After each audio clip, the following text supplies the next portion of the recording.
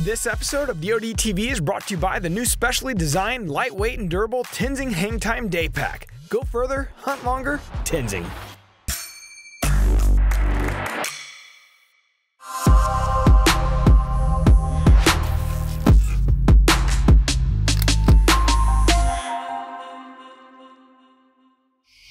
Hi everyone, welcome to Dream Season Live. Loopholes Dream Season Live. Drury Outdoors, Dream Season Live. Dream Season Live. Dream Season Live.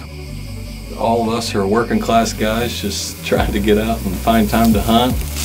How did you get that lucky? I couldn't be more happy.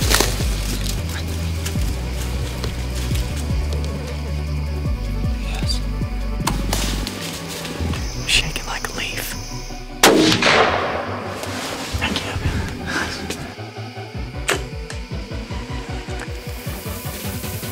He's down, dude. He's down. I can't believe that just happened. I honestly am in shock right now. Oh, baby. How about that for the first set on the farm?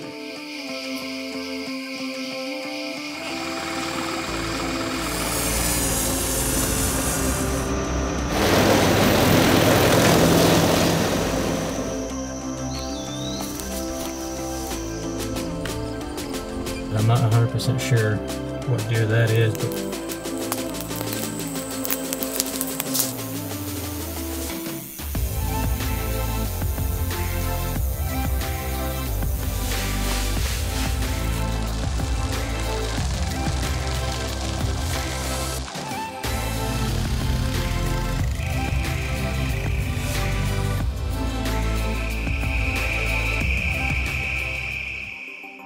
All right, guys, well, welcome back to another year of Loopholes Dream Season Live. And to say that the team's excited to bring it your way would be a big understatement.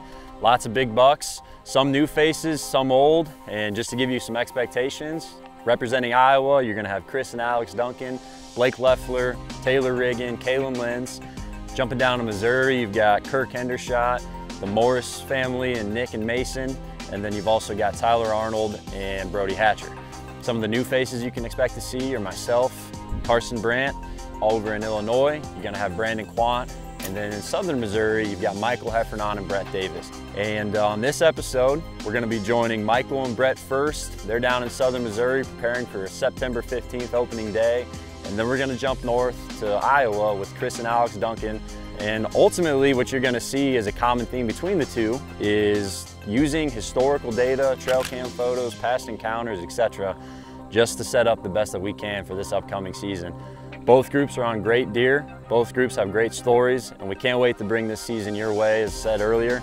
We hope you enjoy the episode, and best of luck to you the first time you hit the woods this fall.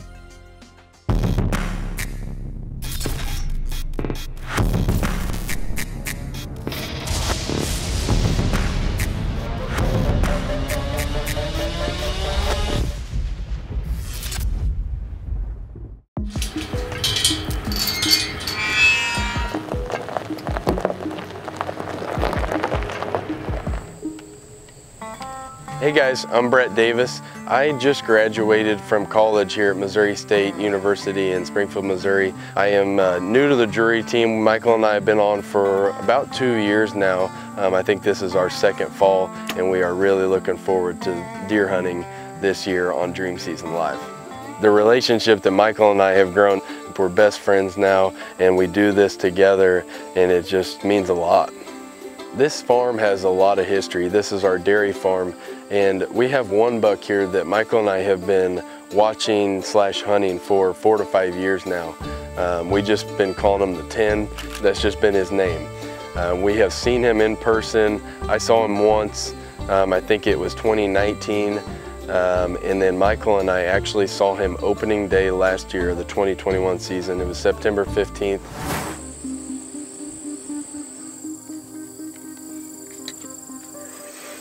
I can shoot everywhere.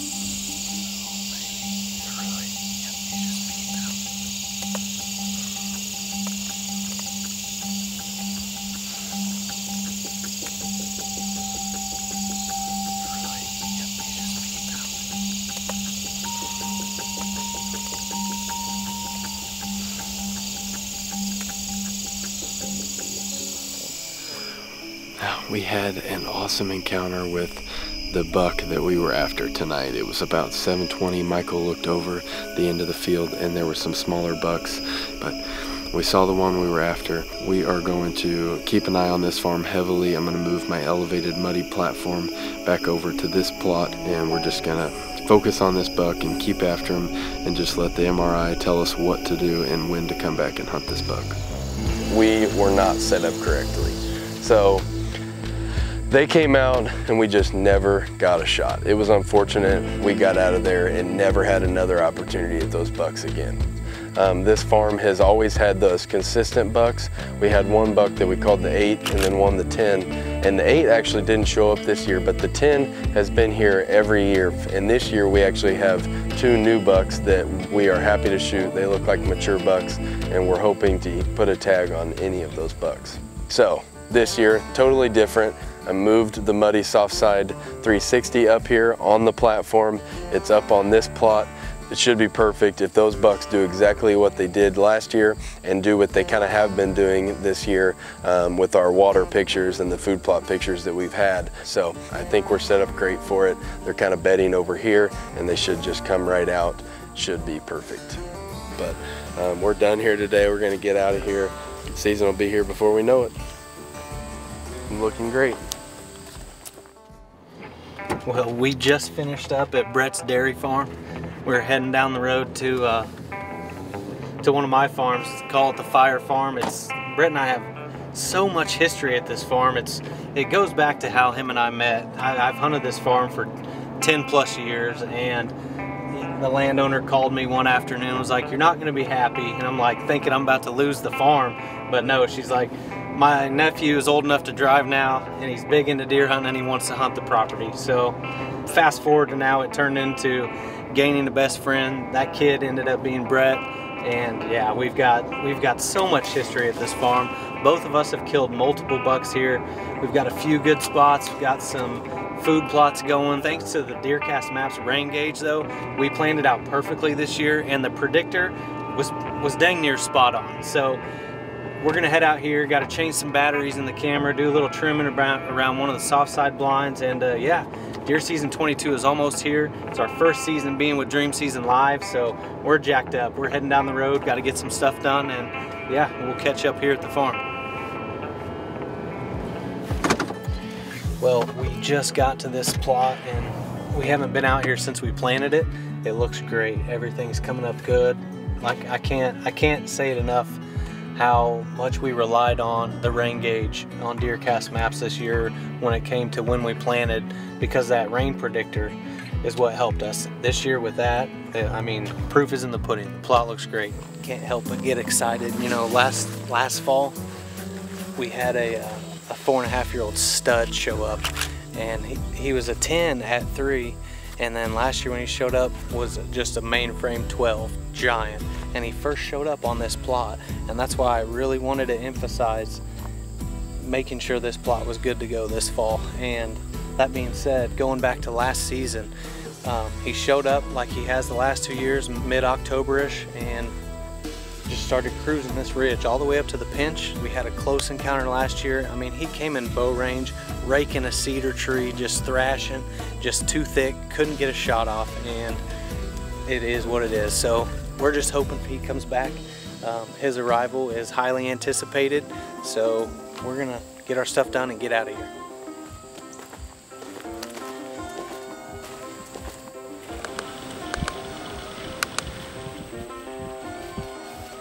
We've got a game plan.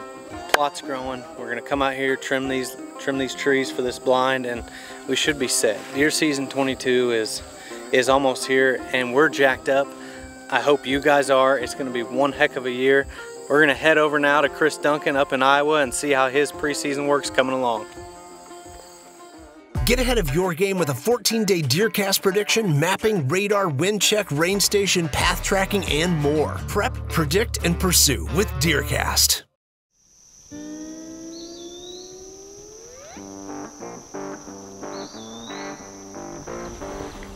You know where the tool is for that? You see that bad boy? So we can get up in that tree.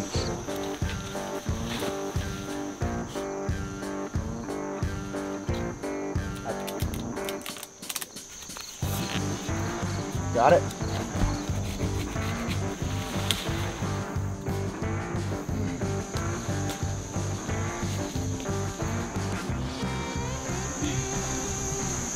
bet you someone shoots one out of the stand. Well, here we are. It's late August, and we're on our brand new 32 acres. We just acquired this a few months ago. This is a plot that we call the honey hole plot. So you'll see us here, probably a decent amount this fall. These deer, they bed up on these big ridges behind us. There's a creek right here in the north. Our house is actually right over the hill there. So to access this stand, I mean, it's gonna be super simple. We're gonna walk out of our back door, walk maybe 140 yards. Alex is hanging a double set, 2 muddies up in that tree right now. So she's getting that done. I'm gonna go ahead and make a mock scrape over here. And these deer come off these big ridges to the south of us and they cruise right down through here. So this should just be like a little hidey hole plot that they'll feel comfortable. This piece of the farm we actually purchased and added on earlier this summer. And I was talking to the guy who owned it before us, and him and I, you know, for the 3 years that I had hunted here, we had shared information. He actually missed a 200-incher in this plot in 2019. It was a deer that we had a couple years of history with, and he launched an arrow right underneath him. So this is a proven area. Now that Alex can get this double set up, it should only get better. And we've got some good deer that are on this farm right now, so I'm pumped. Season's gonna be here before we know it.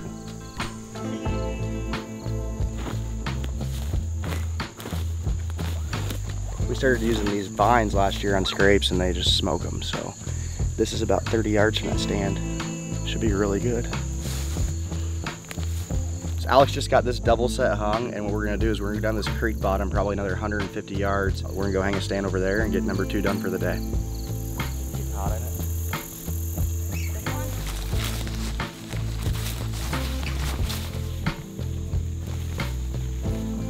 Let you hang this one, I'm gonna have to Chris. loosen that thing up a lot after you have been wearing it.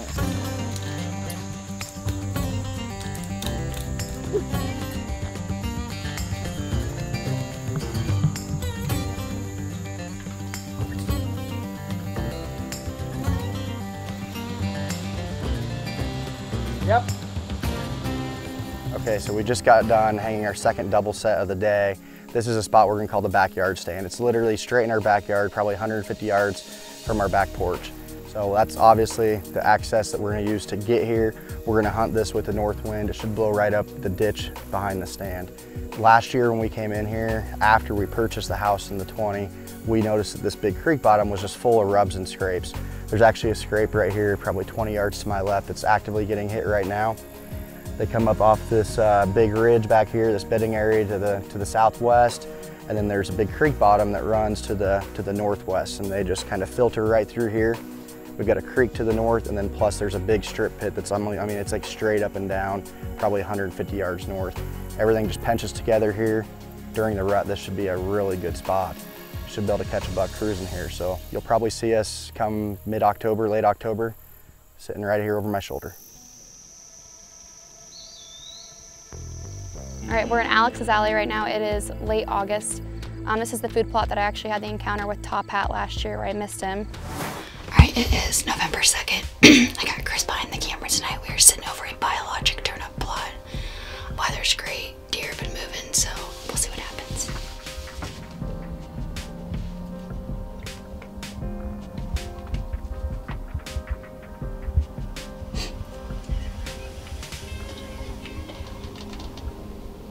One of our really nice up-and-comers just came through. We call him the Blind Eye 9. Strange right now. 40. Okay. Take your time. Take it.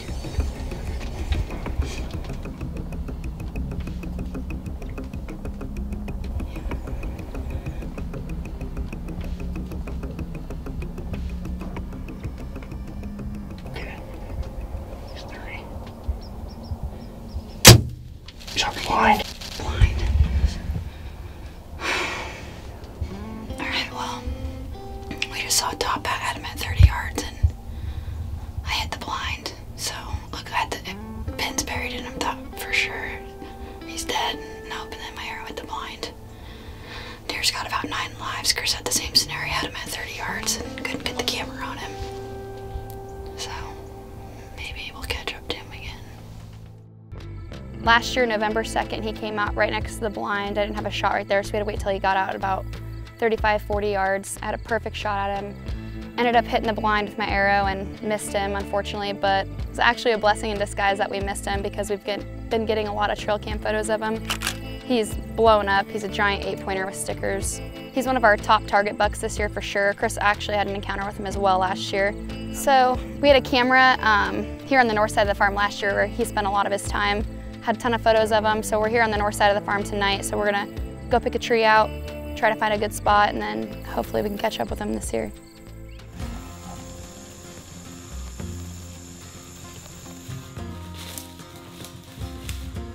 So we're on the north side of our farm. I had a camera I keep out here pretty much year round. I don't check it very often. It's not a cell camera.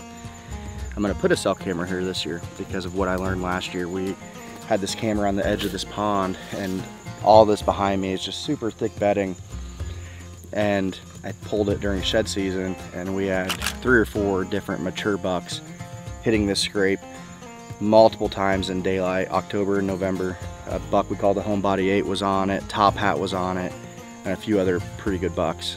We decided to come up in here to see if we could find a spot that we can hang a stand. I don't know, it is so thick, it's hard to even see something that we can get a stand in. It's all super, super small, like smaller than my leg, but this will be a sweet spot to hunt in the mornings probably, or honestly in the evening, and pretty much any time. Now the hard part's gonna be finding a stand in something like this.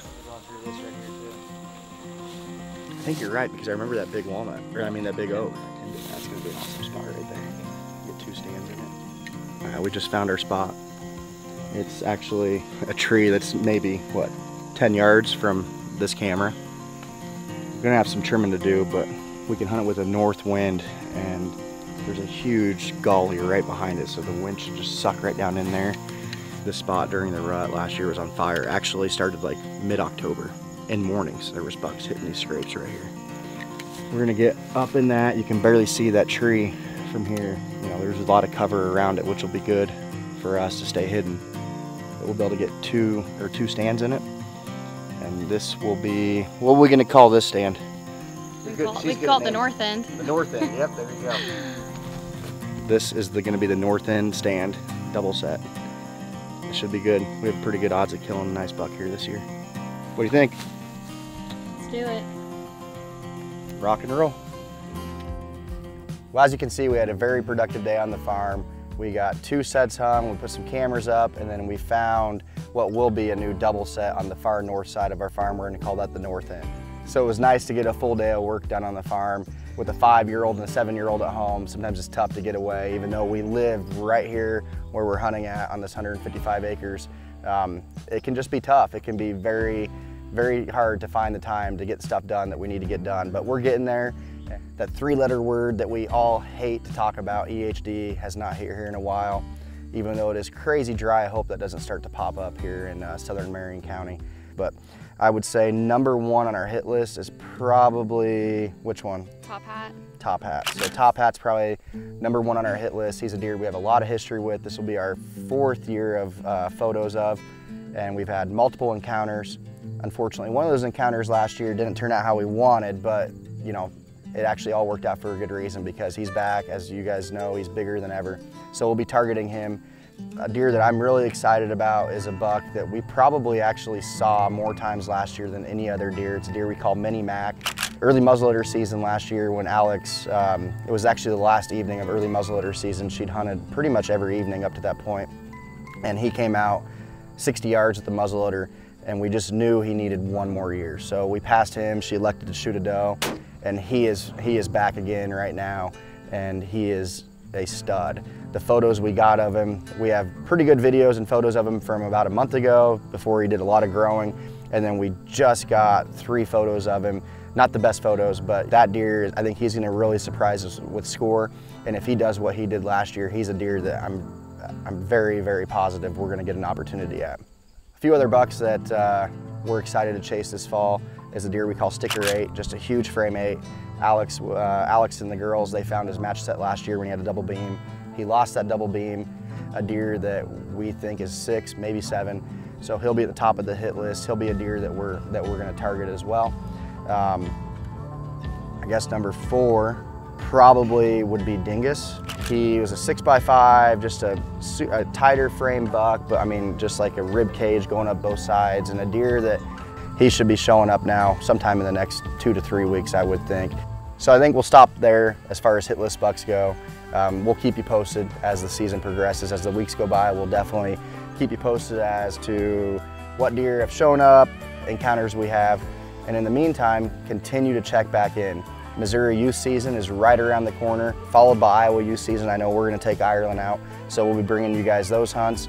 The guys have been out in the field getting velvet footage, getting all kinds of work done, getting their plots in, and it's going to be an exciting year. So keep following us right here on Dream Season Live, and I'm hoping that it's a dream season for all of us.